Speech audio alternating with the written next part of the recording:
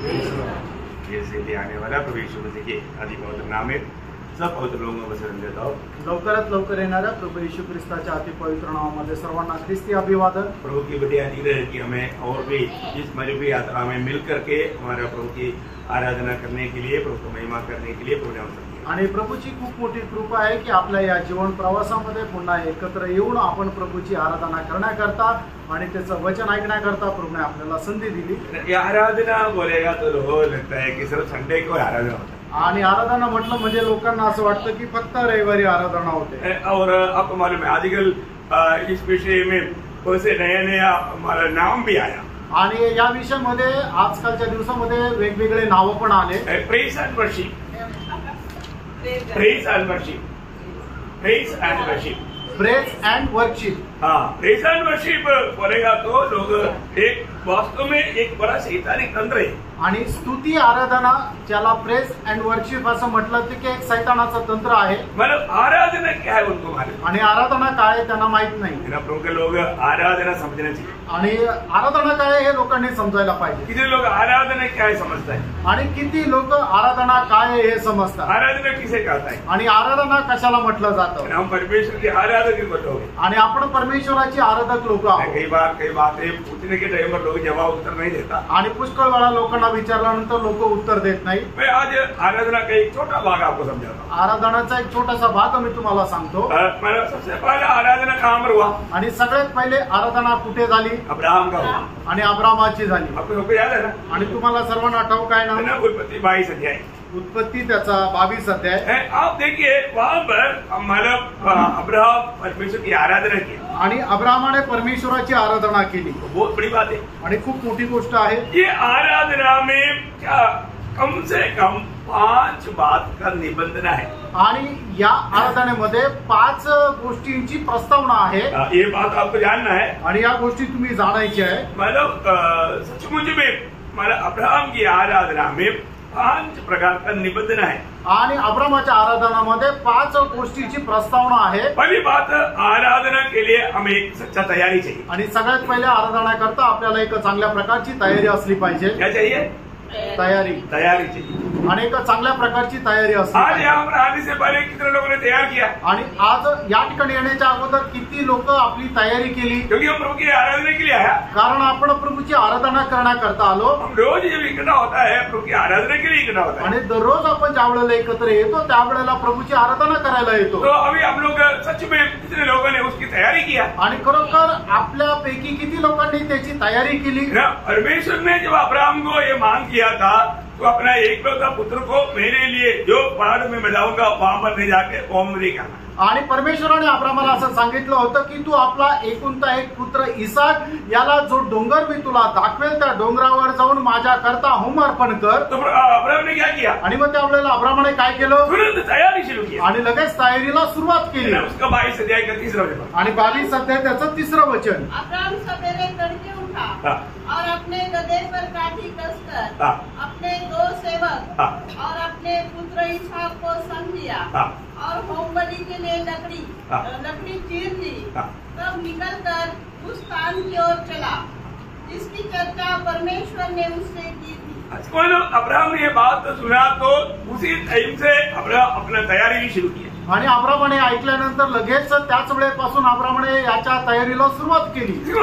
एक सच्चा आराधक एक सच्चा तैयारी पहले करता है। आणि एक खरा जो आराधक आहे त्या आराधना करता तो योग्य अशी तयारी पहिले करतो।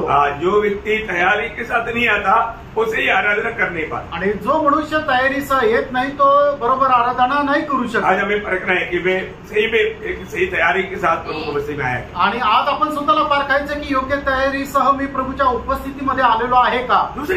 दूसरी गोष्ट मतलब इस आराधना में एक सच्चा अगुवाई चाहिए। आणि या आराधनेमध्ये एक वेगळेपणा असला पाहिजे। उसका 22 अध्याय का 5 वचन पढ़िए। आणि उत्पत्ति 22 अध्याय 5 वचन।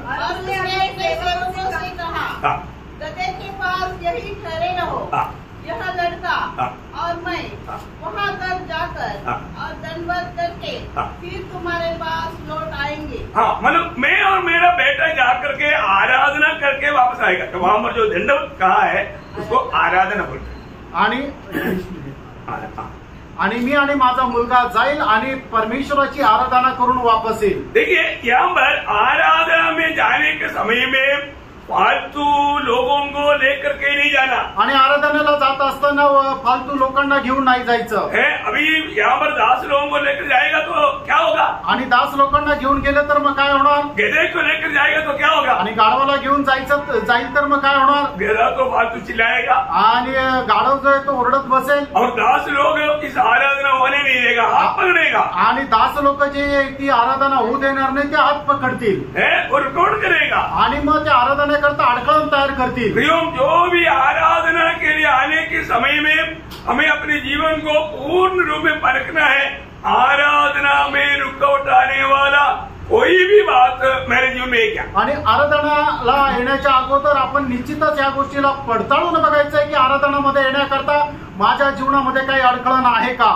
है तो जरूर उसको दूर करना. आणि जर असेल तर निश्चितच त्याला दूर करा. काही लोक काही टेन्शन लेकर राहतात. आणि पुष्कळ लोक पुष्कळ प्रकारच्या चिंता घेऊन येतात. वो टेन्शन उनको आराधना करने में रुकावट लाता. आणि त्या चिंता त्यांना आराधना करण्याकरता अडचणी तयार करतात. कई प्रकार मतलब आराधना के लिए रुकावट आने वाला एक भी बात मेरे जीवन में एक नहीं, ये बात को आराधक परखना चाहिए. आणि आराधना करण्याकरता जी काय अडखळण येईल अशी एखादीही गोष्ट माझ्या जीवनामध्ये आहे का नाही हे आराधकाने स्वतःच्या जीवनाच्या द्वारे पडताळायला पाहिजे. आराधना एकदम एक हलकी बात आहे. आणि आराधना एकदम साधारण गोष्ट नाहीये.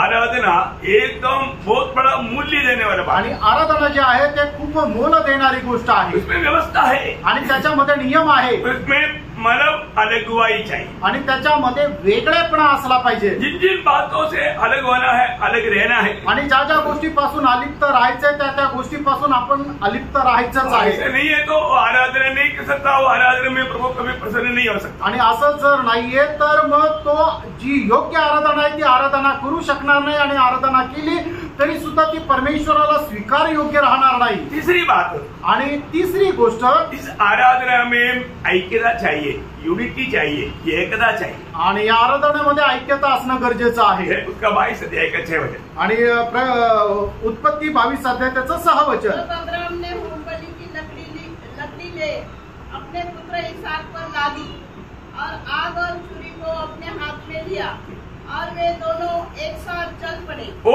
एक साथ चल पड़े. आणि ते दोघं सोबत चालू लागले. बोलने का अर्थ वो मिल करके चला. आणि ते मिळून चालले. उनको एक अच्छा मेल था. आणि त्या दोघांमध्ये चांगलं एकोपा होता.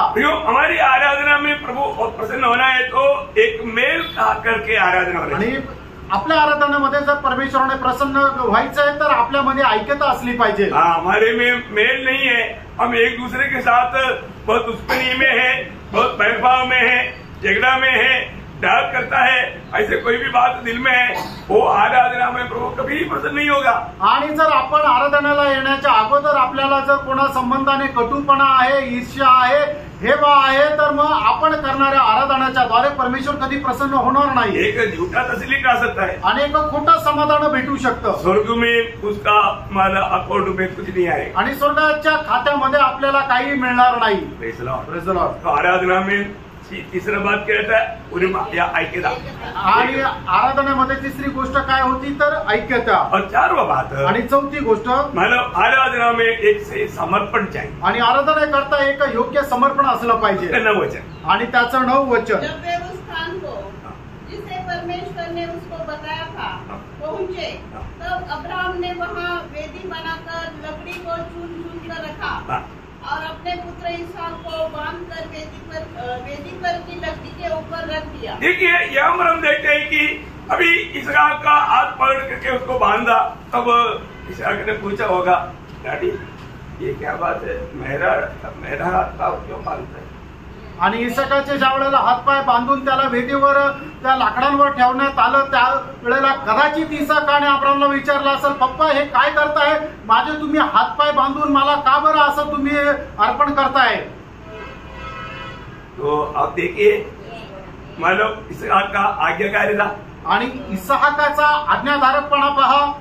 इसहाक चाहे तो अभी पिता को एक धक्का मार करके वहां से भाग सकता है। आणि इसकाने जर ठरवलं तर तो आपला बाप अब्रामाला धक्का मारून तिथून पळू शकला असता। क्यों? का? क्योंकि उसको ताकत है, कारण त्याच्यामध्ये सामर्थ्य आहे। क्योंकि ये पूरा उसको जलाने का उतना लकड़ी, कम से कम आप सोचो 80-100 किलो लकड़ी वो खुद अपने कंधे पर लेकर गया। आणि त्याला जाळण्याकरता लागणारं जे 80 ते 90 किलो लाकडाचं ओझ जे आहे त्याने आपल्या खांद्यावर घेऊन तो डोंगर चढला। वो एकदम जवान लड़का है आणि तो एकदम तरुण मुलगा आहे। ओ ये पिताजी कुछ तो पागल हो गया, बुढ़ापा में पागल हो गया, ऐसा मैंने बोल करके वो धक्का मार सकता था। आणि माझे वडील जे आहे ते म्हातारपणामध्ये ते वेडे झाले म्हणून धक्का मारून तो जाऊ शकला असता। लेकिन इसका आगे सही था, आणि इसहाकाने असं नाही केलं, सही समर्पण आणि ते योग्य समर्पण। प्रियो, हमारे जीवन में प्रभु का वचन जो आएगा उसको मानने लायक एक समर्पित दिल हम प्रभु की उपस्थिति में आने के समय में हमारे भी चाहिए। आणि परमेश्वराच्या उपस्थितीमध्ये देवाचं वचन जे आपल्याकडे येतं ते योग्य समर्पणासह स्वीकारून ते पालन करण्याच्या इच्छेने आपण राहिलं पाहिजे। बहुत बड़ी बात है, खूप मोठी गोष्ट आहे ना। हमारे जीवन में जो भी वचन आता है मैं प्रभु पूरा दिल से मैं मानता हूँ, ऐसा एक दिल हमारा है। आणि जे काही वचन आपल्याकडे येतं ते संपूर्ण अंतःकरणाने हे प्रभु मी पालन करतो असा प्रकारचा एक निर्णय आपला आहे का? मैं बोला जब लूका 12 का 38 वचन में जब स्वर्गदूत के द्वारा प्रभु का संदेश मरियम के पास आया, मरियम बोलता है, हाँ प्रभु मैं तेरी दासी, मैं तेरा गुलाम। आणि ज्या वेळेला स्वर्गदूताच्या द्वारे मरियमकडे परमेश्वराचं वचन आलं त्यावेळेला मरियमने असं म्हटलं की हो प्रभू मी तुझी गुलाम। वो वचन ले लिया उसने, आणि ते वचन तिने स्वीकारलं। छोटी बात नहीं, आणि ती काही साधारण गोष्ट नव्हती, है ना। वो वचन उनका जीवन में क्रिया करना है तो उसको कैसा मन चाहिए? एक गुलाम का मन चाहिए और एक सच्चा समर्पित दिल चाहिए। आणि परमेश्वराचं वचन जर आपल्या जीवनामध्ये कार्य करायचं तर त्याकरता आपल्याला एक गुलामाचं हृदय पाहिजे आणि एक खरं समर्पण असलं पाहिजे। 4 बात देखा आणि 4 गोष्टी आपण पाहिल्या। क्या क्या चाहिए आराधना में? आणि आराधना करता काय काय पाहिजे? तैयारी चाहिए, सगळ्यात पहिले आपल्याला तयारी असली पाहिजे। अलगवाई चाहिए, दुसरं म्हणजे अलिप्तपणा पाहिजे, एकता चाहिए, आणि तिसरं म्हणजे ऐक्यता पाहिजे, समर्पण चाहिए, आणि चौथं म्हणजे एक समर्पण असलं पाहिजे, और 5वीं बात आणि 5वी गोष्ट गवाही चाहिए। आणि एक साक्ष असली पाहिजे। क्या गवाही है? आणि साक्ष काय आहे? गवाही का 8 आणि 22 अध्याय त्याचं 8 वचन।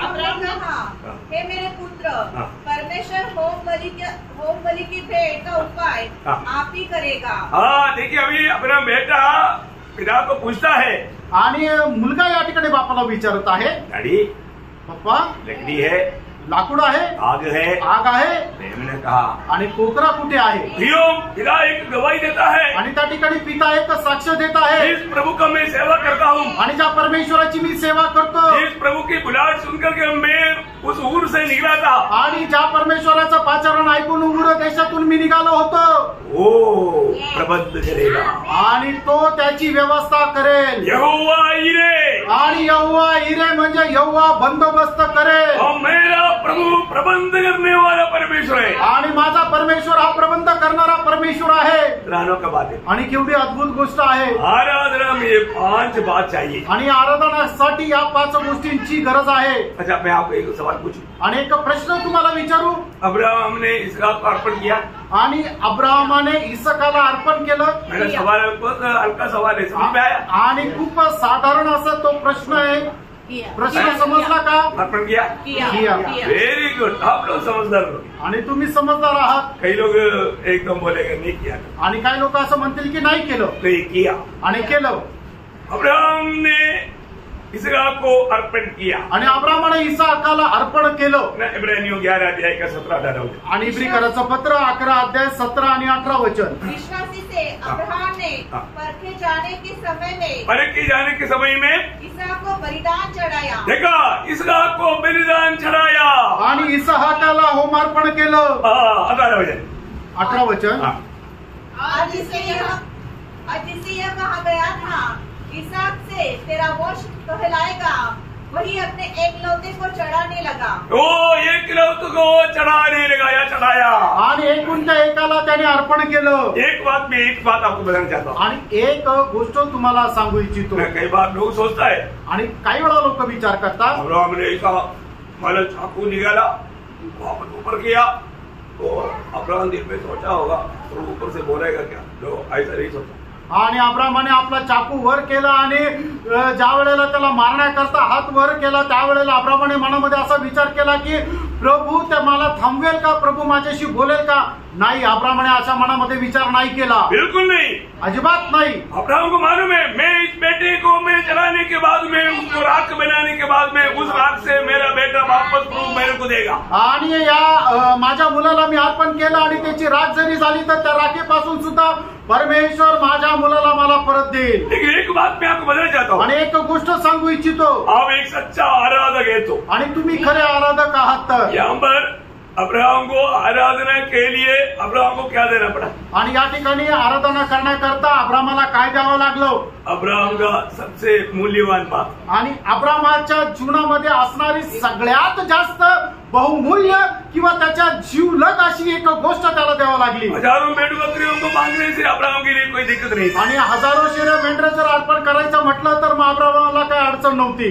लेकिन पण यहाँ पर अब्राहम को बोला तुम्हारा एकलौता पुत्र, आणि अब्रामाला असं सांगण्यात आलं की तुझा एकुलता एक पुत्र। शायद इस्माइल को भी मांगेगा तो इतना दुख नहीं होता, आणि कदाचित इस्माईलला जरी मागितलं तरी त्याला एवढं दुःख झालं नसतं, लेकिन ऐसा नहीं मांगा आणि त्याने तसं नाही मागितलं, क्योंकि अब्राहम का पूरा दिल इसहाक की ओर है। कारण अब्रामाचं संपूर्ण हृदय जे आहे ते इसहाकावर आहे। इसलिए परमेश्वर ने क्या मांगा? आणि म्हणून परमेश्वराने काय मागितलं? तुम्हारा एकलौता पुत्र, आणि तुझा एकुलता एक पुत्र। वो कौन है? तो कोण आहे? वो इसहाक। आणि तो इसहाक आहे। क्यों इसहाक को ही मांगा? आणि प्रेरणो प्रभूने इसहाकालाच मागितलं। हम जब आराधना करता है, आणि ज्या वेळेला आपण प्रेरणो आराधना करतो, प्रभु क्या चाहता है? आणि प्रभूची काय इच्छा आहे? हमारा जिंदगी का सबसे मूल्यवान बात हम प्रभु को देने के लिए तैयार है। आणि आपल्या जीवनाची सगळ्यात बहुमूल्य जी गोष्ट आहे ती प्रभूला आपण द्यायला तयार आहोत का? हम लोग अपना मनमानी करता है, आणि आपण आपल्या मनमर्जीप्रमाणे करतो है, परंतु प्रभु हमसे वो नहीं मांगता। आणि प्रभू आपल्याला ते मागत नाही। लेकिन एक खास बात यहाँ पर मैं आपको बताना चाहता हूँ, आणि एक विशेष गोष्ट या ठिकाणी मी तुम्हाला सांगू इच्छितो, प्रभु ने अब्राहम को इसहाक को बलि करने का मौका नहीं दिया। आणि परमेश्वराने अब्रामाला इसहाकाचं अर्पण करण्याची वेळ येऊ दिली नाही। प्रभु ने उसको वहां पर बलि होने नहीं दिया, आणि त्या ठिकाणी इसहाकाचा बली व्हायची वेळ प्रभूने येऊ दिली नाही। परंतु अब्राहम ने दिल से अपने बेटे को दिया, आणि संपूर्ण मनाने अब्रामाने आपल्या पुत्राला दिलं। इसलिए स्वर्गीय पिता ने क्या किया? आणि म्हणून स्वर्गीय पित्याने काय केलं? स्वर्गीय पिता ने अब्राहम को अपना एकलौता पुत्र दिया। आणि म्हणून स्वर्गीय पित्याने अब्रामाला आपला एकुलता एक पुत्र दिला। कौन? प्रभू येशू परमेश्वर ने, पिता परमेश्वर ने अपना एकलौता पुत्र अब्राहम को दिया। आणि पिता परमेश्वरने आपला एकुलता एक पुत्र अब्रामाला दिला। प्रभु यीशु मसीह कौन है? आणि प्रभू येशू ख्रिस्त कोण आहे? यीशु मसीह अब्राहम का बेटा, आणि येशू ख्रिस्त अब्रामाचा पुत्र आहे। सही बात है, आमेन। देखो अब्राहम ने अपना एकलौता पुत्र देने के कारण पिता परमेश्वर ने अपना एकलौता पुत्र को अब्राहम को दिया। आणि अब्राहमाने आपला एकुलता एक पुत्र परमेश्वराला अर्पण केल्या कारणाने परमेश्वराने आपला एकुलता एक पुत्र अब्रामाला दिला। इसलिए नया नियम शुरू होता है, कहाँ शुरू होता है? आणि म्हणूनच नवीन कराराला ज्या वेळेला सुरुवात होती ती कशा प्रकारे सुरुवात होते? मत्ती 1:1 आणि म्हणते त्याचा पहिला अध्याय त्याचं पहिलं वचन, अब्राहम की संतान, हाँ। दाऊद की संतान, हाँ। यीशु मसीह की वंशावली। इसका मतलब यीशु मसीह कौन है? आणि याचा अर्थ येशू ख्रिस्त कोण आहे? अब्राहम की संतान, आणि अब्रामाचा पुत्र। यो अब्राहम की संतान आणि बन गया। तो अब्रामाचा पुत्र झाला। और भी एक खास बात बताऊं तो गलातियों 3 अध्याय का 16 वचन, गलातीकराचं पत्र 3 अध्याय आणि त्याचं 16 वचन। अतः प्रतिज्ञा अब्राहम को और उसके वंश को दी गई। हाँ, वह यह नहीं कहता वंशों को, हाँ। जैसे बहुतों के विषय में कहा, हाँ। पर जैसे एक के विषय में, हाँ। कि तेरे वंश को, हाँ। और वह मसीह है। देखा वो मसीह है, तेरा वंश, तेरा पुत्र बोलेगा तो वो मसीह है। आणि तुझा वंश म्हणजे तुझा पुत्र म्हटलं तर तो ख्रिस्त आहे। इतना बड़ी बात है आणि किती मोठी गोष्ट है आहे ना। हमारे जीवन में हम सच्चा आराधक बनना भी, आणि आपण आपल्या जीवनामध्ये खरे आराधक व्हा। अगर आप सच्चा आराधक है अनंतता में भी आप प्रभु का आराधना करें। आणि जर तुम्ही खरे आराधक आहात तर सार्वकालिक जीवनामध्ये सुद्धा तुम्ही आराधना कराल। बहुत बड़ी बात है। खूप मोठी गोष्ट आहे। ये आराधना का ये 5 व्यवस्था बोलना नहीं है, आणि आराधनाचे 5 नियम तुम्ही विसरू नका। और भी बात है, मैं आपको समय के अनुसार एक बात प्रकट करूँ आणि अजून काही गोष्टी आहे पण वेळेच्या अनुसार एक एक गोष्ट मी प्रकट करेन। अपने विषय पर जाना है। आणि आता आपला जो मुख्य प्रकटीकरणाचा अध्ययन आहे त्याच्याकडे जायचंय। एक बात ध्यान, अभी मतलब हम लोग ये सीखने वाला ये नया यरूशलेम का बारे में हमें एक अच्छा प्रकाश चाहिए। आणि आता आपण जे मनन करणार नवीन यरूशलेम संबंधाने एक चांगलं दर्शन आपल्याला असलं पाहिजे। यूहन्ना का सुसमाचार में हमने क्या देखा? आणि योहानकृत सुसमाचारामध्ये आपण काय पाहिलं? परमेश्वर का तंबू आणि परमेश्वराचा निवास मंडप। यूहन्ना का सुसमाचार में परमेश्वर का तंबू कौन है? आणि योहानाच्या सुवार्तेमध्ये परमेश्वराचा निवास मंडप तो कोण आहे? प्रभु यीशु मसीह। बोलना। आणि तो प्रभु यीशु ख्रिस्त आहे। अभी आप लोगों को जो भी सवाल पूछेगा, आप लोग ये बार बार बताए हुआ बात है, आप लोग ये बात में थोड़ा अच्छी तरफ जानना चाहिए, इसलिए मैं एक सवाल रूप में भी आपको पूछता हूँ। आणि वारंवार मी तुम्हाला सांगत राहतो म्हणून ज्या ज्या वेळेला तुम्हाला मी प्रश्न विचारतो त्याचं उत्तर तुम्ही देत जा की जेणेकरून चांगल्या प्रकारे तुमच्या ते लक्षात राहील। परंतु जब बाइबल की आखिरी किताब प्रकाशित वाक्य में आता है तो तंबू कौन है? आणि मग बायबलचं शेवटलं पुस्तक प्रकटीकरणाच्या पुस्तकामध्ये येतं त्यावेळेला तो तंबू कोण आहे? सारे मंडलियों को मिला करके त्रिएक परमेश्वर वो है नया यरूशलेम। आणि सर्व मंडळीला मिळून त्रिएक परमेश्वर ते आहे नवीन यरूशलेम। अभी हमने कल देखा था कि इस मानव नया यरूशलेम में प्रवेश करने के लिए वहां पर ये जो द्वार जो है कैसा द्वार है वो? आणि नवीन यरूशलेम मध्ये प्रवेश करण्यासाठी असणारा जो दरवाजा आहे तो दरवाजा कशा प्रकारचा आहे? प्रकाशित वाक्य 21 अध्याय 21 वचन। प्रकटीकरण 21 अध्याय त्याचे 21 वचन। 12 फाटक 12 मोती के थे। 12 फाटक है। एक एक फाटक क्या है? एक एक मोती का है। आणि एक एक फाटक जो आहे तो एक एक मोत्यांचा आहे। अब देखो, एक छोटा मोती का दाम हम बयान करना मुश्किल है। आणि एका छोट्याशा मोतीची किंमत सांगणं आपल्याला कठीण आहे। अभी यहाँ पर एक एक द्वार एक एक मोती बोलेगा तो वो मोती कितना बड़ा रहेगा? आणि एक दरवाजा एका मोतीचा आहे म्हणजे तो मोती किती मोठा असेल? तो ये मोती किसको दिखाता? आणि हा जो मोती तो कशाला दाखवतो? नए जन्म को। आणि नवीन जन्माला तो मोती दाखवतो। आप लोग ये बताए हुआ बात है, आप लोग समझा है कि नहीं? क्योंकि मैं आपको बताया था थोड़ा समझना थोड़ा कठिन है, इसलिए मैं मतलब शुरुआत में थोड़ा पीछे आकर के आगे बढ़ रहा हूँ। आणि समजायला थोडंसं कठीण आहे म्हणूनच मी सुरुवातीला सांगत असताना थोडंसं पाठीमागे जाऊन सांगत आहे।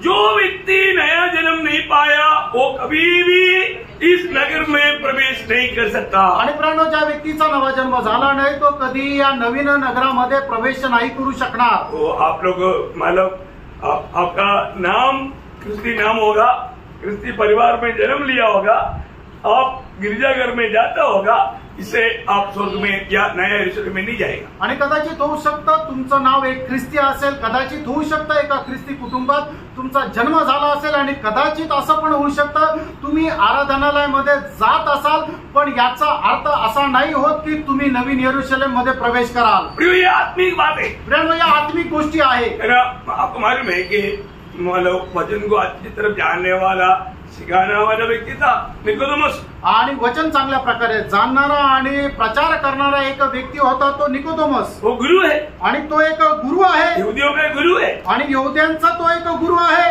लेकिन उसको ये बात ये बताया आणि त्याला ज्या वेळेला ही गोष्ट सांगण्यात आली उसको समझा नहीं, त्याला नाही समजलं। आज आत्मिक दुनिया में भी आत्मिक बात बताएगा तो बहुत लोगों समझता नहीं। मैं इसलिए इसको कैसा आपको सरळ करके समजा पाहून करके सोचतो। आणि मग आत्मिक लोकांना ज्या वेळेला अशा गहन गोष्टी सांगितल्या जातात त्यावेळेला त्यांना त्या लगेच नाही समजल्या जात, म्हणून कसंही करून तुम्हाला किती सोप्या रीतीने सांगू इच्छू याच्यासाठी माझा प्रयत्न आहे। नया जन्म की बात सुना तो निकोदेमस ने क्या पूछा? आणि नवीन जन्म संबंधाने सांगण्यात आलं त्यावेळेला निकोदेमसने काय म्हटलं? आज हम लोग को तमाशा लगता आणि आज आपल्याला ते एकदम थट्टासारखं वाटतं। यूहन्ना 3:4 आणि योहान त्याचा 3 अध्याय त्याचं 4 वचन। निकोदेमस ने उससे कहा, मनुष्य जब बूढ़ा हो गया तो कैसे जन्म ले सकता है? मैं कैसे नया जन्म ले सकता है? आगे क्या वह अपनी माता के घर में दूसरी बार प्रवेश करके जन्म ले सकता है? देखा, एकदम दुनियादारी का विचार आणि एकदम जगी कसा विचार। सही बात है, खरं आहे ना? एक मनुष्य वही समझ सकता। आणि एक मनुष्य विचाराने तेच समजू शकतो। वो कितना भी दुनिया का एजुकेशन पाया परंतु वही सोचेगा। आणि जगाचं कितीही त्याने शिक्षण प्राप्त केलं तरी सुद्धा तो जगिक दृष्टीने तसाच विचार करेल। तब प्रभु ने नया जन्म का मार्ग बताया। आणि त्यावेळेला प्रभूने त्याला नवीन जन्माचा मार्ग सांगितला। क्या बोला 5 वचन में? आणि 5 वचनामध्ये प्रभूने त्याला काय सांगितलं?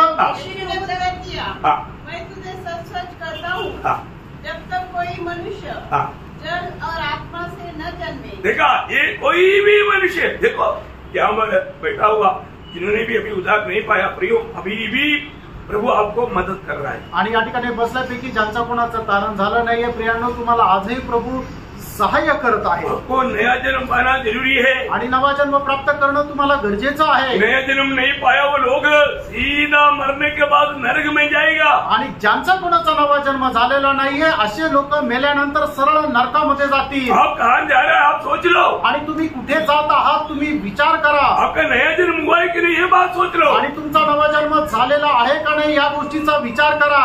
बहुत बड़ी बात। आणि खूप मोठी गोष्ट आहे। यीशु मसीह यहाँ पर बोलता है, आणि प्रभू येशू ख्रिस्त या ठिकाणी म्हणत आहे, जब तक एक दिन का आत्मा और जल से नया जन्म नहीं होगा वो परमेश्वर के राज्य में प्रवेश नहीं कर सकता। आणि जोपर्यंत एखादा मनुष्याचं आत्म्याने आणि जलाने त्याचा नवा जन्म होत नाही तो परमेश्वराच्या राज्यामध्ये प्रवेश करू शकत नाही। प्रभु में विश्वास करके नया जन्म पाया हुआ लोगों के प्रति प्रभु को धन्यवाद देता हूँ। आणि प्रभूवर विश्वास ठेवून नवा जन्म प्राप्त झालेल्या लोकांसाठी प्रभूला मी धन्यवाद देतो। तो ये नया यरूशलेम बोलेगा तो उसका द्वार जो है वो नया जन्म पाया हुआ लोग ही उस द्वार से अंदर जा सकते। आणि नवा जन्म प्राप्त झालेले लोकच त्या दरवाजातून नवीन यरूशलेम मध्ये प्रवेश करू शकतात। और मूल्यवान पत्थर क्या है? आणि मौल्यवान दगड काय आहे?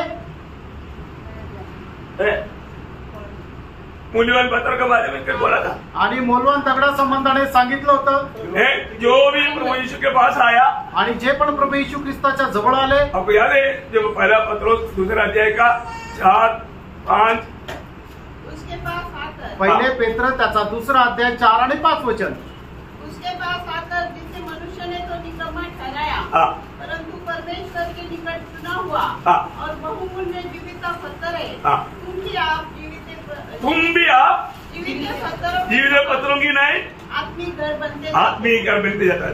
मतलब यहाँ पर प्रभु यीशु मसीह के पास आकर के जो जीवित पत्थर बना, इतना ही नहीं साथ ही साथ जिंदगी भर रूपांतर प्रक्रिया में मसीह की जैसा बदलते जाता वे लोग मूल्यवान पत्थर। आणि मौल्यवान दगड कोण आहे की जे कोणी प्रभू येशू ख्रिस्ताकडे येतात आणि दररोज तो त्याच्या तेजस्वी रूपामध्ये ते रूपांतर होत जातात, ते आहे मौल्यवान दगड।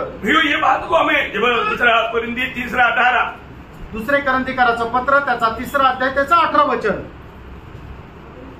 परंतु जब हम सबके उघाड़े चेहरे से प्रभु का प्रताप इस प्रकार प्रकट होता है, जिस प्रकार दर्पण में तो प्रभु के द्वारा जो आत्मा है हम उसी तेजस्वी रूप में अंश अंश करके बदलते जाते हैं। देखिए अभी ये दुनिया की जीवन की यात्रा में मसीह की वचन सुन करके रोज उस वचन के आधार में हम अपने जीवन को बदलते जाता है। आणि आपण आपल्या जीवन प्रवासामध्ये दररोज परमेश्वराचं वचन ऐकून त्या वचनाच्या अनुसार आपण आपलं जीवन जे आहे दररोज बदलत जातो। प्रियो, ये बदलते बदलते हम उस पूर्ण महिमा में प्रवेश करें आणि आपण अशा प्रकारे रूपांतरित होत होत त्या संपूर्ण गौरवामध्ये प्रवेश करू। देखिए निर्गमन का किताब 25 अध्याय से 40 अध्याय तक का अध्यायों में हम क्या देखता? आणि निर्गमन त्याच्या 25 अध्यायापासून निर्गमन त्याच्या 40 अध्यायापर्यंत आपण काय वाचतो? वहाँ पर एक सुंदर तंबू का वर्णन है आणि त्या ठिकाणी एक सुंदर असं निवास मंडपाचं वर्णन आहे। परंतु प्रकाशित वाक्य में आणि प्रकटीकरणाच्या पुस्तकामध्ये मतलब हमेशा का एक तंबू है आणि चिरस्थायी असा एक तंबू आहे। बहुत फर्क है आणि खूप फरक आहे ना। अभी मला निर्गमन का किताब आप लोगों को पढ़ करके मालूम है आणि निर्गमनाच्या पुस्तकामध्ये दिलेला तो निवास मंडप तुम्हाला ठाऊक आहे ना। उसका 8वें वचन में प्रभु ने उनके बीच में रहने के लिए ये तंबू बनाने के लिए जब कहा था, आणि निर्गमन 25 अध्याय 8 आणि 9 वचनामध्ये परमेश्वराने त्यांच्यामध्ये वास करण्याकरता हा निवास मंडप बनवण्याकरता सांगितलं होतं। और प्रभु ने स्वर्ग का नमूना दिखाया आणि प्रभूने त्यांना स्वर्गाचा नमुना दाखवला और उसके अनुसार उन्होंने बनाया आणि त्याच्या अनुसार त्यांनी तो बनवला। परंतु तो हम आखिर में क्या देखता है? आणि शेवटी प्रकटीकरणाच्या पुस्तकामध्ये आपण काय पाहतो? एक नया यरूशलेम, एक नवीन यरूशलेम, हमेशा हमेशा प्रभु का रहने का स्थान, आणि नेहमी नेहमी करता प्रभूचं राहण्याचं ठिकाण. अभी इस नगर का एक महान खूबी मैं आपको बताऊं. आणि या नगराचं एक मोठं वैशिष्ट्य मी तुम्हाला सांगू. उसका 21 अध्याय का 14 वचन. आणि प्रकटीकरण 21 अध्याय त्याचं 14 वचन. नगर की शहरपनाची 12 निवे थी मतलब उसका 12 नीवे थे और उन पर मेमने के 12 प्रेरितों के नाम लिखे थे. देखा, उनमें 12 प्रेरितों का नाम लिखे थे. आणि तो जे नगर आहे त्याचे 12 पाया होता आणि एक एक पायावर एक एक प्रेषितांची नावं होती. ये संपूर्ण रीति में पूर्ण नया नियम की मंडली को दिखाता. आणि हे संपूर्णरित्या नवीन कराराच्या मंडळीला ते दाखवलं जातं. बहुत बड़ी बात है, खूप मोठी गोष्ट आहे. है ना? हमें ये बात को जानना पड़ेगा. आपण या गोष्टीला जाणायचंय. यहाँ पर जो बताया हुआ 12 प्रकार का मोती के बारे में उसका 19 और 20 वचन में पढ़ता है. आणि 12 प्रकारच्या मोती संबंधाने 19 आणि 20 वचनामध्ये आपण पाहतो. उस नगर की नेवे हाँ, हर प्रकार के बहुमूल्य पत्थरों से सवारी हुई थी.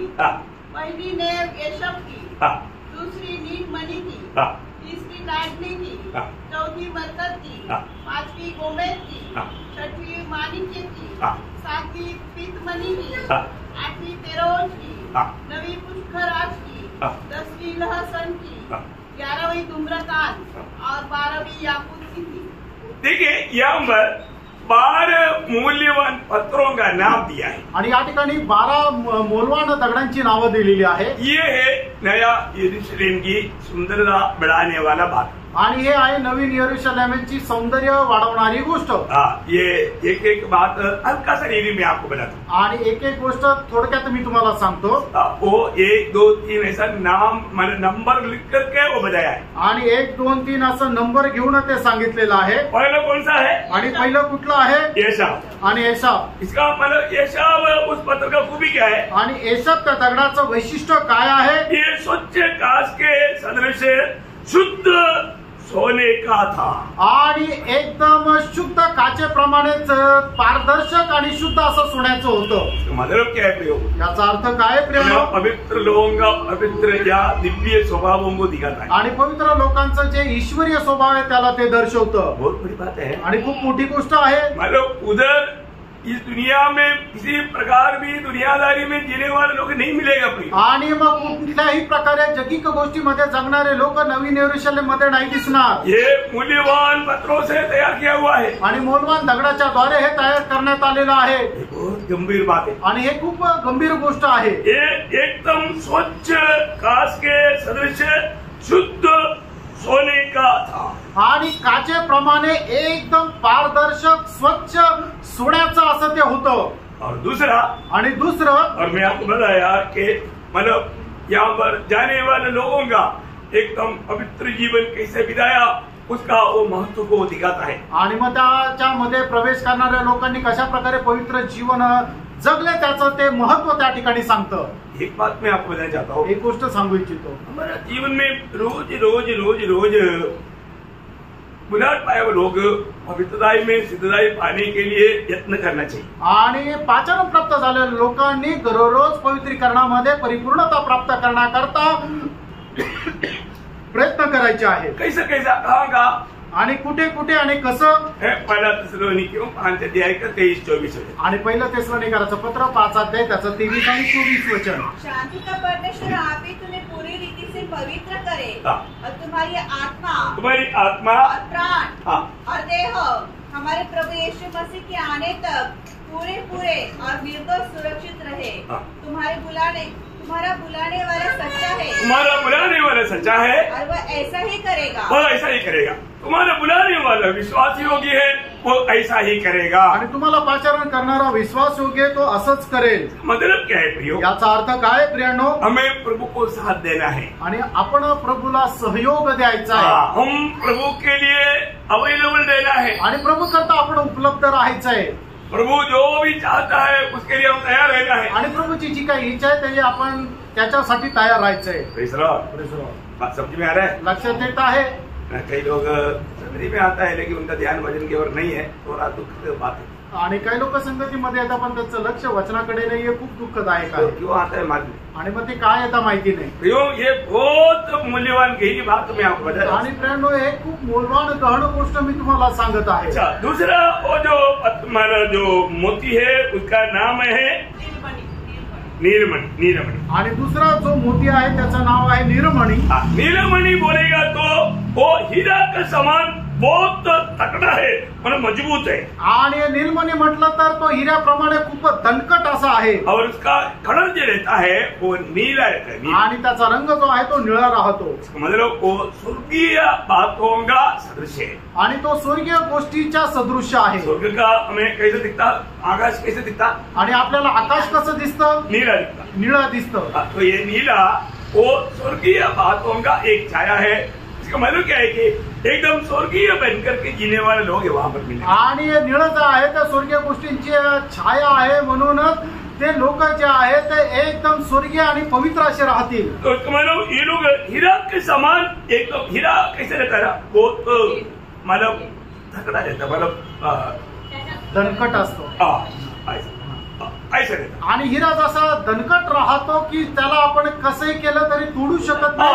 Correct correct. तोडू नाही शकत. हा.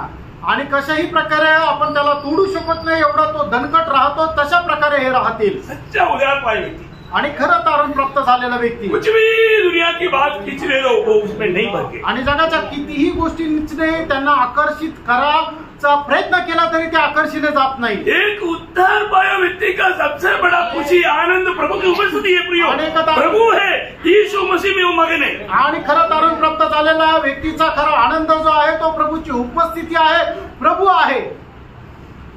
नहीं तो उसका उद्धार नहीं हुआ. नाहीतर मग त्या व्यक्तीचं तारणच नाही झालं.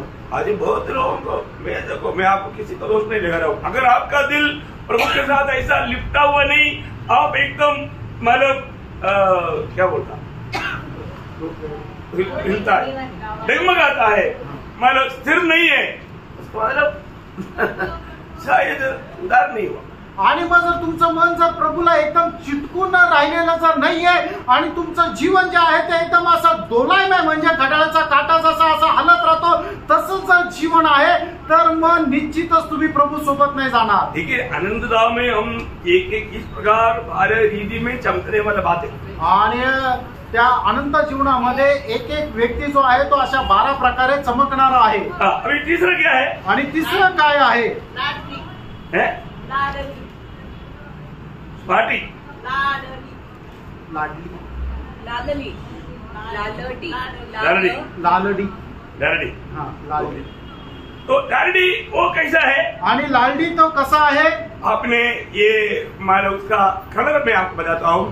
वो मोर देखा ना, मोर देखा ना, मोर का वो गर्दन में एक चमकता ना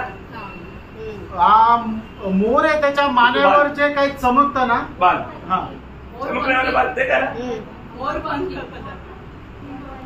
कुछ कुछ कबूतरों का भी गर्दन को उधर चमकता है. आणि जे काही कबूतर काय कबूतर आहे त्यांच्या मानेला सुद्धा ते चमकतं. ऐसा चमक है ये मानव मोती का.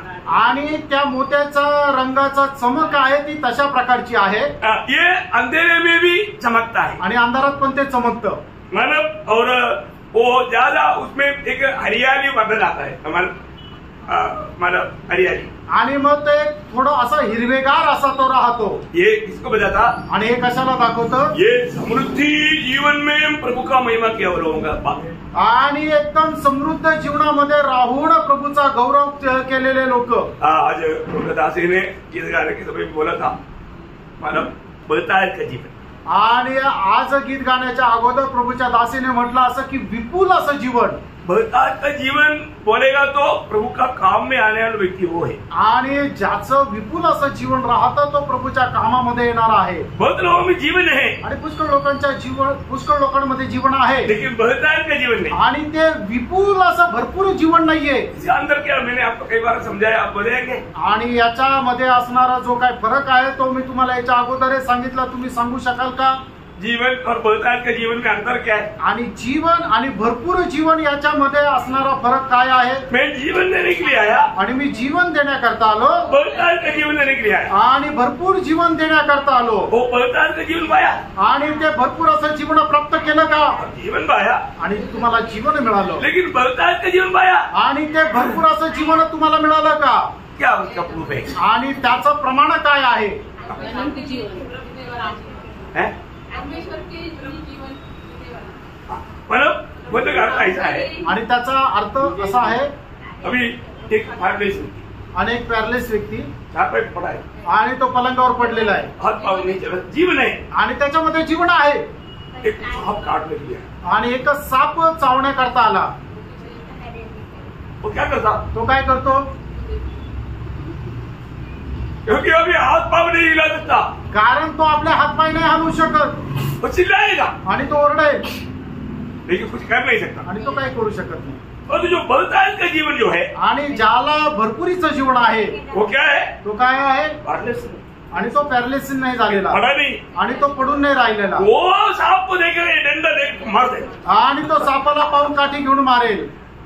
लक्षात आलं?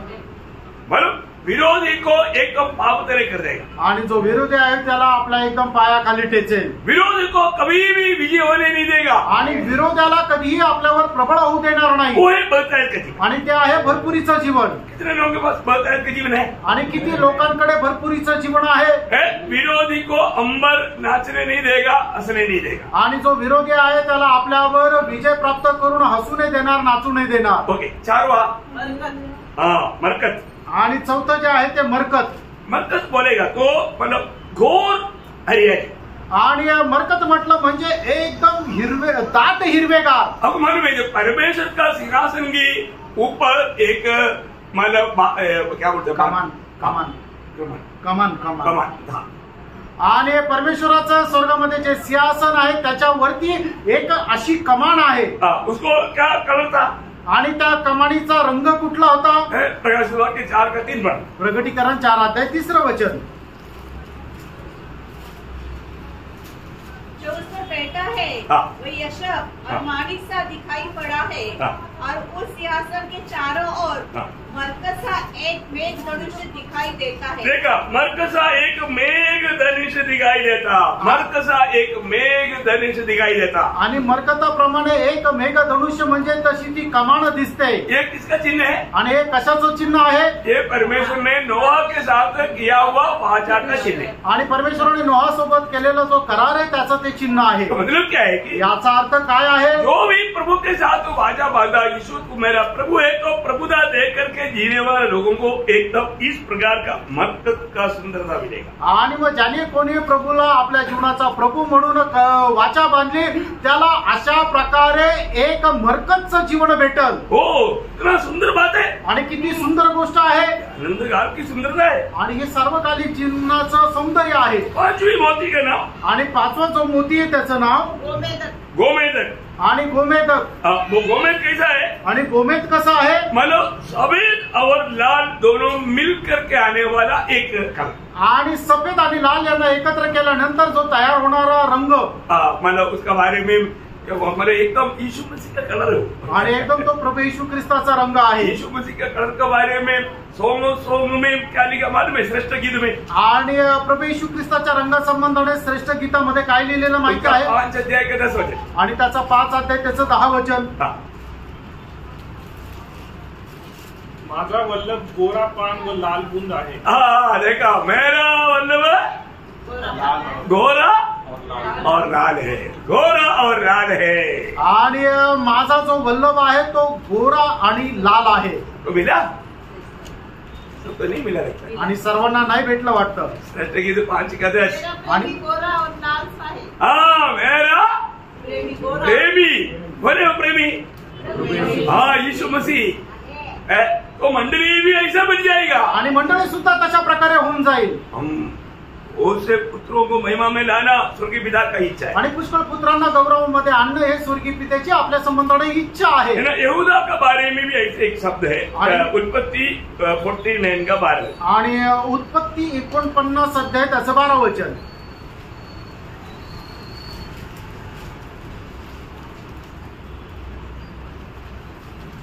उत्पत्ति 49 का 12।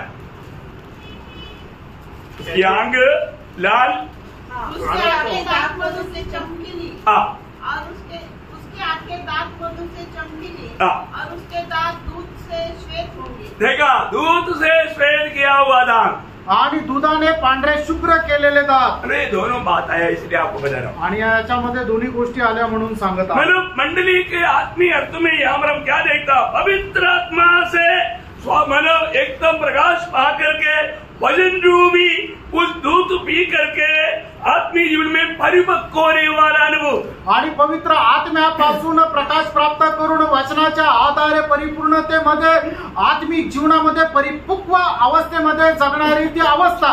प्रभु में आने के बाद में प्रभु का वचन के प्रति हमारे अंदर भूख बढ़ना चाहिए आणि प्रभूमध्ये आल्यानंतर प्रभूच्या वचना संबंधाने आपल्यामध्ये तहानभूकी वाढायला पाहिजे। ये वचन हमें क्या करता, आणि वचन आपल्याला काय करतं, हमें सिद्ध करता, आपल्याला परिपूर्ण बनवतं सिद्ध करता आणि परिपूर्ण बनवतं परिपक्वता में आ जाता। आणि त्या परिपक्वतेमध्ये येतं। ओके, छठवी बात कौन सा है, छठवा आणि 6वा जो मोती आहे तो काय आहे, माणिक्य। माणिक्य। माणिक्य आणि माणिक्य। इसका कलर जो है एकदम खून का कलर है, खून का कलर। आणि त्याचा जो रंग आहे तो एकदम रक्ताप्रमाणे लालबुंद आहे। बोलने का अर्थ, सांगायचं तात्पर्य, नया यरूशलेम में रहने वाला एक पवित्र लोग प्रभु यीशु मसीह की पवित्र लहू से खरीदा बनोगे। आणि नवीन यरूशलेम मध्ये राहणारा प्रत्येक पवित्र भक्त प्रभू येशू ख्रिस्ताच्या रक्ताच्या द्वारे विकत घेतलेला ते व्यक्ती आहे। हो, मैं यीशु मसीह के लहू से खरीदा गया है कि नहीं, ये बात को परखा। आणि प्रभू येशू ख्रिस्ताच्या रक्ताच्या द्वारे मी विकत घेतलेलो आहे का नाही या गोष्टीला जरा पारखा। बहुत गहरी बात है प्रियो,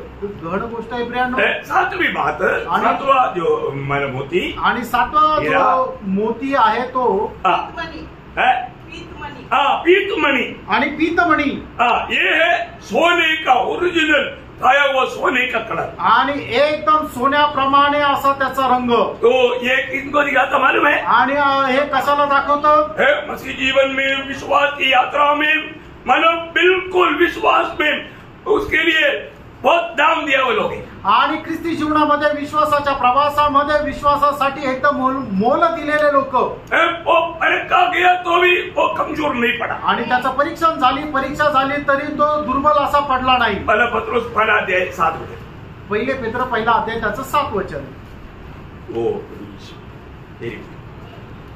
और यह है कि तुम्हारा परखा हुआ विश्वास, देखा, तुम्हारा परखा हुआ विश्वास जो आग से ताए हुए नाशवान सोने से भी कहीं अधिक नाशवान सोने से भी अधिक है, बहुमूल्य। वो हम बहुमूल्य है प्रियो, दुनिया का सोना भी कुछ नहीं आनंदधाम है। आणि तुमचा पारखलेला विश्वास जो आगीने गाळलेल्या सोन्यापेक्षाही बहुमूल्य आहे।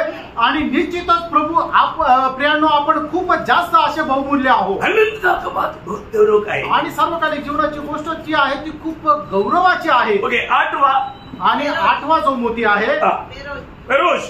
आणि फेरोज, ये मतलब कई प्रकार का कलर मिला हुआ एक अवस्था है। आणि पुष्कळ प्रकारचे रंग जे आहेत ते एकत्र मिळालेले अवस्था आहे। ये प्रभु का महिमा को दिखाता, आणि हे प्रभूच्या गौरवाला दाखवतं। मतलब दुनिया में रह करके भी प्रभु को महिमा दे करके प्रभु का ही महिमा चाहने वाले लोगों का एक विशेष अवस्था है। आणि या जीवनामध्ये जीवन जगत असताना सुद्धा प्रत्येक गोष्टीमध्ये प्रभूला गौरव देत जीवन जगणाऱ्या लोकांची ही अवस्था आहे। हर अवस्था में प्रभु का महिमा चाहने वाला, आणि प्रत्येक अवस्थेमध्ये प्रभूचा गौरव इच्छिणारी अवस्था। और 9वा आणि 9वा जे आहे पुष्कराज। पुष्पराज। आणि पुष्कराज, ये क्या है, आणि हे काय आहे, ये मला हरियाली मिला हुआ सोने का कलर। आणि हिरवा रंग चढवलेला सोन्याचा रंग। इसका बारे में इयोब का किताब में एक वचन है, इयोब उसका 28 का 19। आणि इयोब त्याचा 28 अध्याय त्याचं 19 वचन। उसको भी इस मोती के समान मतलब बताया हुआ है। आणि त्याला सुद्धा या मोत्याप्रमाणे म्हटलेलं आहे। इसको इयोब 28 का 19 का। उस देश के पद्मराग उसके तुल्य नहीं ठहर सकते और न उसके चौके कुंदन की बराबरी हो सकती है।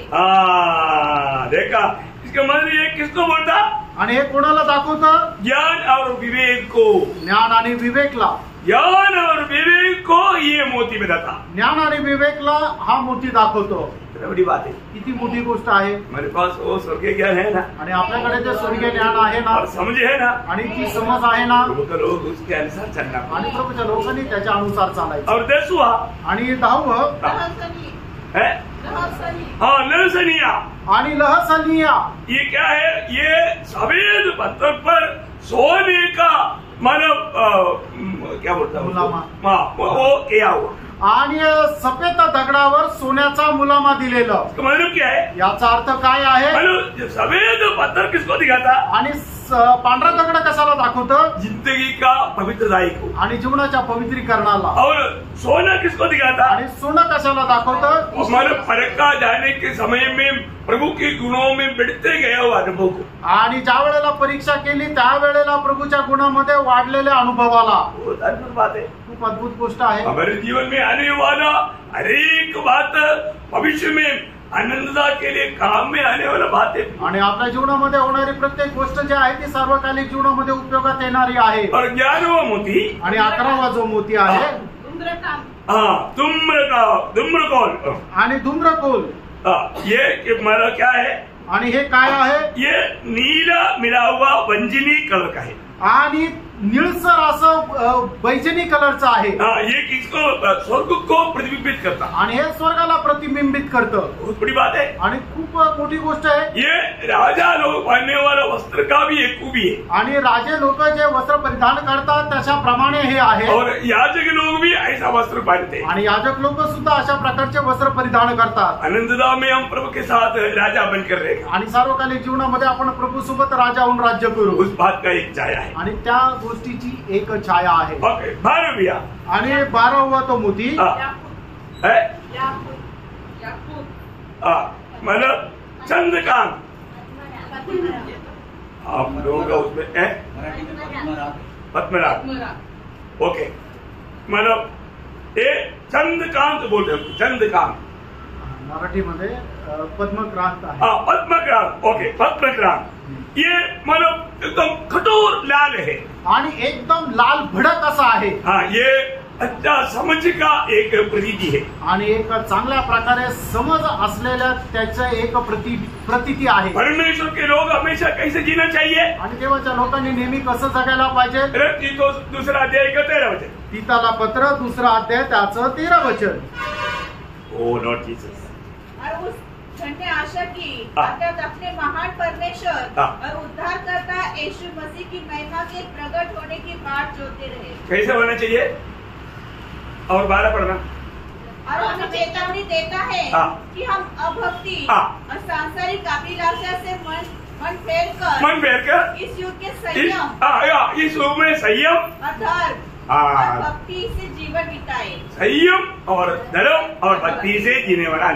आणि संयम भक्ती आणि नीतीने जगणारी अवस्था. इसको मतलब ये जो मतलब नया यरूशलेम की मूल्यवान मोतियों का 12 मोतियों का बात हमने देखा है। आणि मग त्या नवीन यरूशलेमचे जे 12 प्रकारचे पाय आहे त्या 12 प्रकारला ते 12 मोती आहे. आणि त्या 12 प्रकारचे जे मोती आहे त्यांची एक एक अवस्था या ठिकाणी आपण पाहिली. अभी यहाँ पर ये जो मंदिर कैसा है?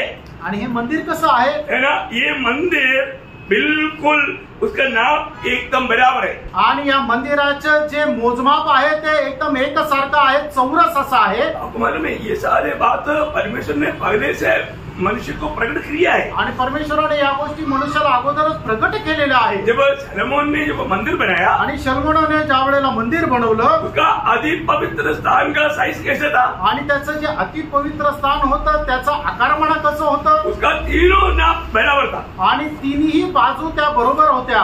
पढ़ेंगे पहले राजा 6 अध्याय के 20 में। पहिले राजे 6 अध्याय 20 वचन. और उस पवित्र स्थान की लंबाई हाँ। चौड़ाई हाँ। और ऊंचाई 20 हाथ की थी। देखा मतलब तीनों बराबर की थी। आणि त्याची लांबी रुंदी आणि जी उंची आहे तिन्ही एकसारखी होती. ते चौरस असं होतं. अभी नया यरूशलेम का भी कैसा है? आणि नवीन यरूशलेमचा पण आकारमाना कसा आहे? उसका 21 का 16। आणि प्रकटीकरण 21 अध्याय 16 वचन. वह नगर वर्गाकार बसा हुआ था और उसकी लंबाई चौड़ाई के बराबर थी और उसके गज के नगर को नापा तो 750 कोस निकला। मतलब उसका लंबाई चौड़ाई ऊंचाई क्या था? बराबर था। आणि त्याची लांबी रुंदी आणि उंची जी आहे ती एकच सारखी होती। और ये नगर का एक खूबी क्या मालूम आणि है? या नगराचं एक वैशिष्ट्य काय माहिती का? इसके अंदर मंदिर नहीं। आणि याच्यामध्ये मंदिर नाही। क्या बोलता? मंदिर नहीं। इसके अंदर मंदिर नहीं। आणि याच्यामध्ये मंदिर नाही। उसका 21 का 22 आणि 21 अध्याय त्याचं 22 वचन। मैंने उसमें कोई मंदिर न देखा। हाँ, मैंने उसमें कोई मंदिर नहीं देखा। आणि याच्यामध्ये मी कुठलं मंदिर नाही पाहिलं। मतलब याचा अर्थ सारा नगर एक मंदिर है। आणि संपूर्ण नगर ते एक मंदिर आहे।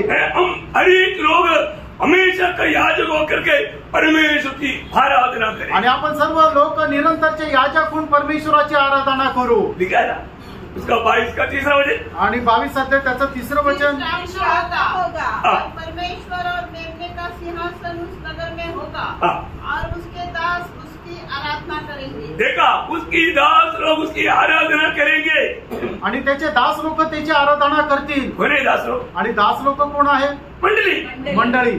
बहुत खास बात है। आणि खूप विशेष गोष्ट आहे। हम लोग प्रार्थना के साथ मेरे साथ है ना? आणि तुम्ही प्रार्थनेपूर्वक माझ्यासोबत आहात ना? साथ चलना। आणि सोबत चाला। अभी आप देखिए, नया यरूशलेम एक प्रकार परमेश्वर और मंडली मिला हुआ एक स्थान है। आणि नवीन यरूशलेम म्हटलं म्हणजे परमेश्वर आणि मंडळी एकत्र मिळून असलेलं ते ठिकाण आहे। मंडली और परमेश्वर एक साथ रहने का स्थान। आणि मंडळी आणि परमेश्वर हे एक सोबत राहण्याचं ठिकाण। अभी वहां की ज्योति क्या? आणि त्या ठिकाणचा प्रकाश काय आहे? सूर्य की रोशनी नहीं। आणि त्या ठिकाणी सूर्याचा प्रकाश नाही। वहां पर सूर्य की रोशनी नहीं। आणि त्या ठिकाणी सूर्याचा प्रकाश नाही। इसकी जरूरत भी नहीं। आणि गरज पण नाही। उसका 21 का 23। आणि प्रकटीकरण 21 अध्याय 23 वचन। नगर में और चांद के उजाले की आवश्यकता नहीं। सूर्य और चांद के उजाला का आवश्यकता है उस नगर में नहीं। आणि सूर्य आणि चंद्र यांच्या प्रकाशाची गरज नाही। फिर वहां पर ज्योति क्या है? आणि त्या ठिकाणी प्रकाश काय आहे? क्योंकि परमेश्वर के तेज से उसमें उजाला हो रहा है। हाँ, परमेश्वर की तेजी से वहां पर उजाला हो रहा है। आणि परमेश्वराच्या तेजाने त्या ठिकाणी प्रकाश मिळत आहे। और मेमना उसका दीपक है। हाँ, मेमना उसका दीपक है। आणि कोकरा जो आहे त्यांचा तो दिवा आहे। देखिए, एक बहुत बड़ा ये नया यरूशलेम का अवस्था को अपन धीरे धीरे धीरे धीरे समझने जा रहा है। आणि नवीन यरूशलेमची जी अवस्था आहे ती हळूहळू आपण समजायला जात आहोत। बाहर चंद्रमा सूर्य सब है आणि बाहेर चंद्र सूर्य सगळं आहे। कहाँ पर? कुठे? नया आकाश, नया मतलब नया पृथ्वी में। आणि नवीन आकाश नवीन पृथ्वीमध्ये उधर है। आणि त्या ठिकाणी आहे। लेकिन नया यरूशलेम में, आणि नवीन यरूशलेम मध्ये नाही। नया यरूशलेम में इसकी बात है ही नहीं। आणि नवीन यरूशलेम मध्ये याची गरजच नाहीये। अब देखो, पहा, बाहर लोग रहता है उनके लिए है। आणि बाहेर लोक जे राहतात त्यांच्याकरता त्यांची गरज आहे। उनके लिए दिन रात है। आणि त्यांच्याकरता दिवस आणि रात्र आहे। दिन रात नहीं। आणि या ठिकाणी रात्र नाही। समझ पा रहे हैं? आमेन। वहां पर हमेशा ज्योति है। आणि त्या ठिकाणी नेहमी प्रकाश आहे। हम लोग क्या सोचते हैं? आपण काय विचार करतो? तो जाने के बाद अच्छा महल मिलेगा। आणि तिथे जाऊन एक मोठं महल भेटेल। डंडक का सोफा सेट मिलेगा। आणि मग डनलपचा सोफा मिळेल। लंबा सांस लेके सोएगा। आणि एक मोठा श्वास घेऊन मी आरामशीर झोपेल। ये सब आपका स्वप्न है। आणि हे फक्त तुमचं स्वप्न आहे। उधर कोई नींद आता है क्या? आणि तिथे काही झोप येते का? थकावट आता है क्या? आणि काही थकलेली अवस्था राहते का? भूख लगता है क्या? भूक लागते का? प्यास लगता है क्या? आणि तहान लागते का? नहीं है ना प्रियो। आणि नाही प्रियानो। अब महिमा का शरीर में है। आणि तुम्ही गौरवाच्या शरीरामध्ये आहात। जरूर आपको एक बड़ा महल मिलेगी। आणि निश्चितच एक मोठं महल तुम्हाला भेटेल। कैसे क्या है अभी आपको अभी मैं बताने से भी समझेगा नहीं। आप धीरे धीरे मेरे साथ चलो, आएगा वो आपको समझ पाएगा। आणि आता सांगून तुम्हाला समजणार नाही। हळूहळू माझ्यासोबत चाला म्हणजे तुम्हाला ते बरोबर समजेल। अभी आप सोचो, मैं एक एग्जाम्पल दूं। आणि एक उदाहरण सांगतो। अभी आपको 5 प्रकार का मुकुट है। आणि 5 प्रकारचे मुकुट आहे। कौन सा मुकुट आएगा? मुकुट उधर रहने वाले सबको मुकुट है। आणि त्या ठिकाणी जे राहणार आहे त्यांना त्यांच्या मुकुट आहे। अभी आप सोचो, अगर ये हमेशा ये मुकुट रहेगा तो कैसे रहेगा? आणि नेहमी डोक्यावर जर मुकुट असेल तर मग कसं राहील? आप कभी सोचा होगा हो हमेशा एक मुकुट रहेगा तो कैसे रहेगा? बहुत दुख हो जाएगा। आणि नेहमी डोक्यावर ते जर टोप जर असेल तर मग किती त्रास होईल? ये आपका सोच है। हा तुमचा विचार आहे। ये आपका बुद्धि ने आपको धोखा दिया। आणि तुमच्या बुद्धीने तुम्हाला फसवलं। आपको मिलने वाला मुकुट बोलेगा तो आपको एक ग्राम का तकलीफ नहीं। आणि मग तुमच्या डोक्यावर असणारा जो मुकुट आहे तुम्हाला तो 1 ग्रॅमचा सुद्धा तो असं जड वाटणार नाही। वो क्या है? वो एक महिमा है वो। आणि तो एक गौरव आहे। अपने वो भी गिरते हैं लेकिन कई भक्तों का सिर पर ऐसा देखा कुछ ऐसा भक्तों का सिर पर थोड़ा सा प्रकाश भी जाता है। मग काही भक्तांचे असे फोटो दाखवता आणि त्यांच्या पाठीमागे जो आहे तो असा एक प्रकाश दाखवता, असा गोल आकाराचा, असा चकती प्रमाणे ऐसा हो ये मुकुट है। आणि असा तो मुकुट आहे। नहीं समझा? मतलब वो मुकुट आपका काम के ऊपर, आपका एक विधि के ऊपर आपको मुकुट हमेशा आपका साथ रहेगा वो मुकुट। आणि तुमच्या कार्यानुसार तुमच्या डोक्यावर असणारा तो मुकुट नेहमी राहणार। और वो मुकुट में मतलब आपका मतलब उससे पहले का जो जीवन का पूरा चरित्र उसमें है आणि अगोदरच्या जीवनाचा संपूर्ण इतिहास त्या मुकुटावर आहे। मुकुट देखने से हमको सबको समझ में आएगा। आणि मुकुट बघितल्यानंतर आपल्या सगळ्यांना समजेल ये व्यक्ति प्रभु के लिए किस प्रकार का कार्य मतलब किया है आणि या व्यक्तीने प्रभु करता कशा प्रकारचं कार्य केले। बाकी अपना माथे पर बाकी मतलब प्रभु का नाम, नया यरूशलेम का नाम, हमारा नया नाम, प्रभु का नया नाम, ये सब हमारा माथे पर रहेगा। आणि मग आपल्या कपाळावर प्रभूचं नाव, प्रभूचं नवीन नाव, आपलं नवीन नाव आणि नवीन यरूशलेमचं नाव राहील। ये कोई दिक्कत की बात नहीं है आणि याच्यात काय अडचणीची गोष्ट नाहीये। ये सब एकदम आनंददा का एक बहुत बड़े पदवी की बात है आणि सार्वकालिक जीवनाचा मोठ्या पदाची गोष्ट आहे।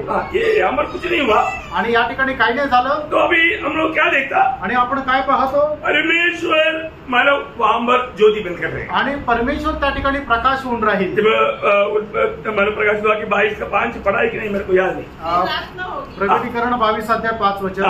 फिर प्रार्थना होगी, फिर रात नहीं होगी और उन्हें दीपक और सूर्य के उजाले की आवश्यकता न होगी, क्योंकि प्रभु परमेश्वर उन्हें उजाला देगा। प्रभु परमेश्वर उन्हें उजाला देगा और वे युगानुयुग राज्य करेंगे। हाँ देखिए ये अनंत काल का पद्धति है। आणि सार्वकालिक जीवनाची ही एक योजना आहे। परमेश्वर अनंतता में मनुष्यों के साथ रहने वाला मतलब एक ही जगह है, वो है नया यरूशलेम। आणि परमेश्वर मनुष्यासोबत सार्वकालिक जीवनामध्ये राहणाऱ्याची एकच ती जागा आहे, ते म्हणजे नवीन यरूशलेम। ये जो प्रभु के उपस्थिति में बैठने से आपको प्रभु ये बात सिखाएगा आणि प्रभूच्या उपस्थितीमध्ये बसल्यानंतर प्रभू या गोष्टी तुम्हाला शिकवेल। अभी यहाँ खास ये नगर का पूरा मतलब राज्य प्रभु का है आणि या नगरामध्ये संपूर्ण राज्य जे आहे, अधिकार जो आहे तो प्रभूचा आहे। कारण क्या है? कारण काय आहे? प्रभु सिंहासन में है। कारण प्रभू सिंहासनावर आहे। अपन ये 22 अध्याय के 12 वचन प्रकटीकरण 22:1 वचन। फिर उसने मुझे बिलोर की सी हाँ। झलकती हुई जीवन की जल की नदी दिखाई, हाँ। जो परमेश्वर और मेमने के सिंहासन से निकलकर हाँ। उस नगर की सड़क के बीचों बीच बहती थी। देखिए इसका मतलब क्या है कि वहां पर परमेश्वर का और मेमने का सिंहासन मैंने देखा। आणि त्या ठिकाणी परमेश्वर आणि कोकऱ्याचं सिंहासन मी पाहिलं। उसका 2 दिन में पढ़िएगा। आणि त्याचं दुसरं वचन आहे, वाचा। उस नगर की सड़क के बीचों बीच बहती थी, हाँ। नदी के इस पार। फिर वापस एक और शुरू से पढ़ना। फिर उसने मुझे हाँ। बिलोर की सी हाँ। झलकती हुई जीवन के जल की नदी दिखाई, हाँ। जो परमेश्वर और मेमने के सिंहासन से निकल। हाँ वो सिंहासन शब्द मैंने नहीं सुना था इसलिए ओके।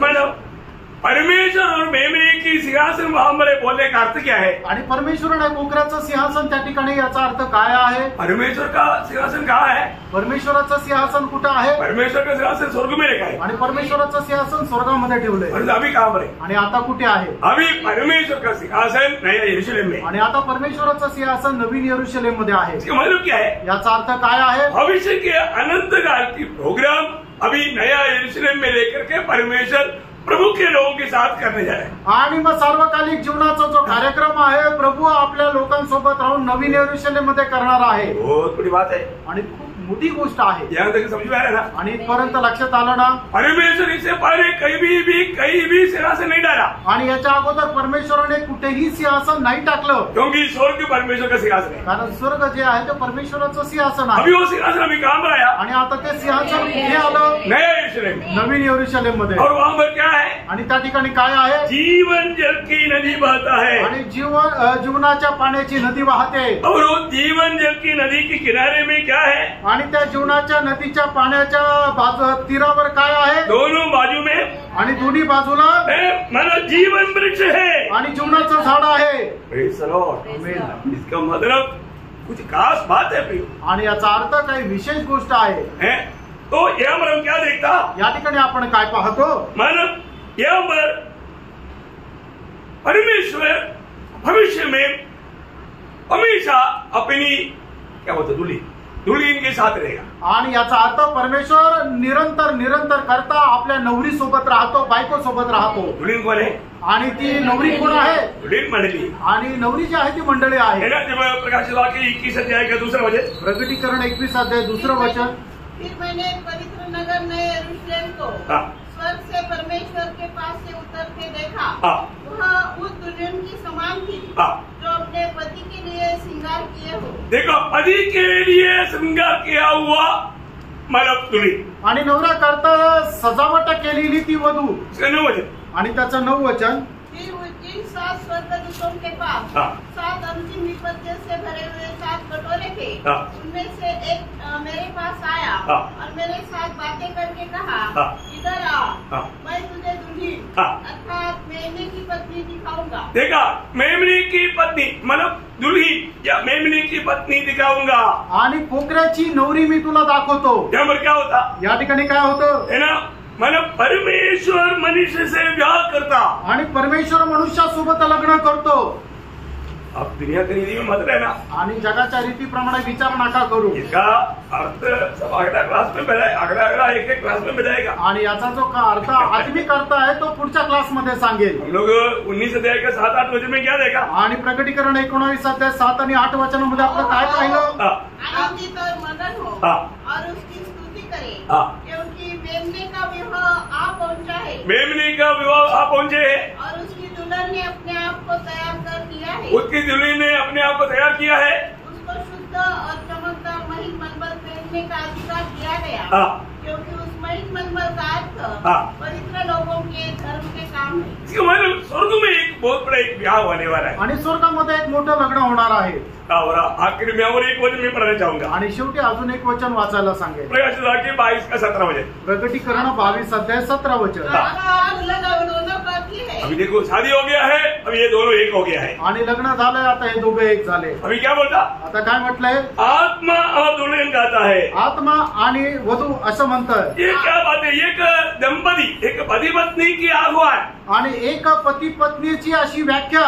मतलब क्या है प्रियो? आणि याचा अर्थ काय आहे? बाइबल एक दंपती की मानव पुलाट के साथ समाप्त होता। आणि बायबल जे आहे ते नवीन दाम्पत्यासह समाप्त होतं। बहुत गहरा बात है आणि खूप गहन अशी गोष्ट आहे। ध्यान तक बात समझ में आया कि नहीं? आणि इथपर्यंतची गोष्ट लक्षात आली का नाही? है ना? अभी ये जो मानव दुल्हन के साथ परमेश्वर रहने वाला नगर है नया यरूशलेम। आणि नवरी सोबत परमेश्वर राहणार ते ठिकाण आहे नवीन यरूशलेम। और नया यरूशलेम परमेश्वर का अनादिकाल का पद्धति का परिसमाप्ति है। आणि नवीन यरूशलेम काय आहे? तो परमेश्वराची अनादी कालापासून असणारी जी योजना आहे ती पूर्णत्वास आलेली ती एक इमारत आहे। इसके आगे एक प्रोग्राम प्रभु का नहीं है। आणि याच्या पुढे परमेश्वराची काही योजना कार्यक्रम नाहीये।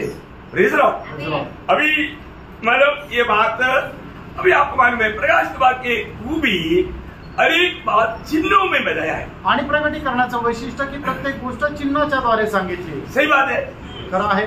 चिन्हों का एक किताब है प्रकाशित वाक्य, आणि चिन्हांचं एक पुस्तक आहे प्रकटीकरणाचं पुस्तक। अब यहाँ पर कल से वो हम और थोड़ा डीप जाने वाला बात आणि हे आहे उद्यापासून अधिक जास्त सखोल जाणारी गोष्ट. और आज का बात डीप नहीं था, ऐसा नहीं. याचा अर्थ आजची गोष्ट एकदम खगोल नव्हती असं नाही. आज का बात भी जो लोग प्रार्थना से आत्मा में रहा वही थोड़ा कुछ समझा होगा. आणि आजची गोष्ट सुद्धा जे लोक प्रार्थनेपूर्वक राहिले तेच समजू शकले. लेकिन कल मैं आपको ये जो चिन्ह का अर्थ आपको बताने वाला. आणि या चिन्हांचा अर्थ मी उद्या सांगणार आहे. क्योंकि चिन्ह को हम सही रीति में जानना मुझे बात. आणि या चिन्हांना योग्य रीतीने जाणणं गरजेचं आहे. क्योंकि प्रकटीकरण का किताब का सबसे बड़े खूबी वो चिन्हों की द्वारा बजाया है. आणि प्रकटीकरणाचं वैशिष्ट्य म्हणजे की ते प्रत्येक गोष्ट चिन्हांच्या द्वारे सांगितली. चिन्हों के अर्थ जानना चाहिए. आणि चिन्हांचा अर्थ जाणायला पाहिजे. प्रभु का आगमन देरी हुआ तो कल अपन वो बात को सीखेंगे. आणि प्रभूच्या आगमनाला उशीर असेल तर आपण उद्या ते ऐकूया. तो आपको बहुत आशीष दे. प्रभू तुमच्या सर्वांना खूप आशीर्वाद देव. प्रभु को महिमा मिले. प्रभूचा गौरव मिळो. आमेन. आमेन.